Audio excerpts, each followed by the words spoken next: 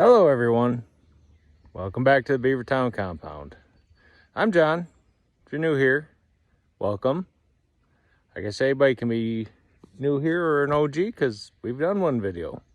I got one whole view so far, but I put it up last night. So hopefully more people will filter in and maybe this will draw them.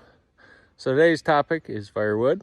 Firewood out here at the compound, and I'm going to show you around the wood yard a little bit. Right now we've been running an outdoor boiler for years. Splitting firewood is a normal thing for us. Venturing into making this a side hustle, as Dan and Joe talked about on their podcast. And so I'm going to show you around the wood yard, the setup here. We're actually started setting it up last year. This year I'm actually really getting kind of serious about it. So I'm going to show you around the wood yard. All right, guys, so a little bit of cleanup to do here. This is planned out now. I'm starting to load her in log trucks. So here's where logs are going to go. And yes, those posts and the pallets are going to go away. This is where I used to stack wood here. But now since I'm going bigger, I've opened up a bigger area to use for this, which is over here. And you can see my nice TYM T264 tractor with the super versatile carryall. Plans for that can be found at DIY My Way. So we're gonna take a walk out here. This is the new wood storage area, and it's a mix of stacked wood and wooden IBC totes. IBC totes, people figured out you could do a lot of things with them, so now they're getting a little harder to come by without paying a huge amount of money. I do have a supplier though that gets them for me at a reasonable price. He's a friend and he has a business that he gets lots of these in, so kind of partnered with him made a deal to get hold of his used IBC totes. So this right now, the way I'm setting it up is all the wood that's in the totes is for us to use. The totes are easy enough. Our boiler is actually up a hill. Instead of handling the wood extra time to get it up to our wood storage area, I can just put forks on the TYM and haul them up. So over here, since I'm out of totes, here's where the wood stacked is going.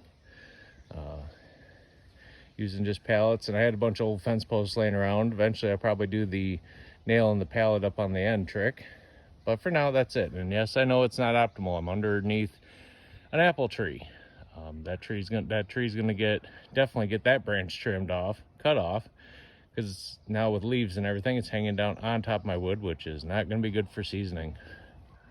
So this area actually used to be our garden. I talked about in the last video that we used to plant the garden in the ground, and I stopped doing that, moved everything out to the greenhouse into the raised beds. So I leveled this all out and this is going to be firewood storage. The reason for getting rid of this area and not building my greenhouse and everything here is because it's far away from the nearest water spigot, and I had to jump through a whole lot of hoops to bring water out here. So, and out back here was where we used to plant corn. I planted corn 3 years. Deer annihilate it every year, so I gave up on that. Maybe someday I'll try it again in a different spot with more fencing around it. But so this area is going to be where I'm going to place all my oak that I'm getting. That truckload I talked about, that's a truckload of oak. This is all maple and ash that I've cut on the property. And we have some acreage here. Typically, my plan is going to be that any wood that is hardwood that's cut on the property, that's going to be our wood. This is all subject to change, of course, depending on demand. I haven't even started selling yet, and I've got people asking me, when are you going to start selling? So it's coming soon. It's kind of like a tavern here in town that's supposed to have reopened last year, and they keep pushing back the date, but we won't go there. Everyone in town is looking forward to it opening. So that's that. So my processing area over here, where again the TYM is sitting, this is the processing area. So the plan is that logs will be over there. They'll get cut up, bucked up, and then transferred over to here. My particular splitter isn't as easy to move around, say, as like Chris's from in the wood yard. Mine, it's easier just to leave it sitting here set up. It's a rugged split, 37 ton, 30-inch stroke with the 14 or 13.5 horsepower Briggs. They don't even offer the Briggs motors right now, so I mean, everything's hard to come by right now. But this splitter has been wonderful. I looked into Easton Made. Year weight was just not where I wanted to be, and Wolf Ridge was 3 to 6 months. Again, I wanted the splitter now. Rugged Made got it to me now, and it was less expensive. Are there features I wish it had? Yep. And if you watch outside with Shibe, you can see there's a lot of modifications that can be made to this, which I'm probably going to make some. One's going to be the auto cycle valve. That's going to be, I've already got a source for that. I'm just waiting for them to be back in stock. And we're going to do some modification to this. I may change the table around too. You know, just give it a little different design, make it a little more useful. So anyway, there's some logs that are going to get bucked up today. I'm not going to do it on camera. Working on getting that set up to where I can, I'm new to this game, so working on getting it set up where I can show you guys. So that's our wood splitting area.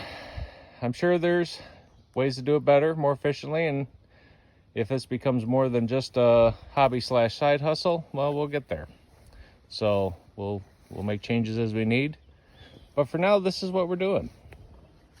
So, all right, guys, I know this video is pretty short. Hope you enjoyed your tour of the Beavertown Compounds Woodyard.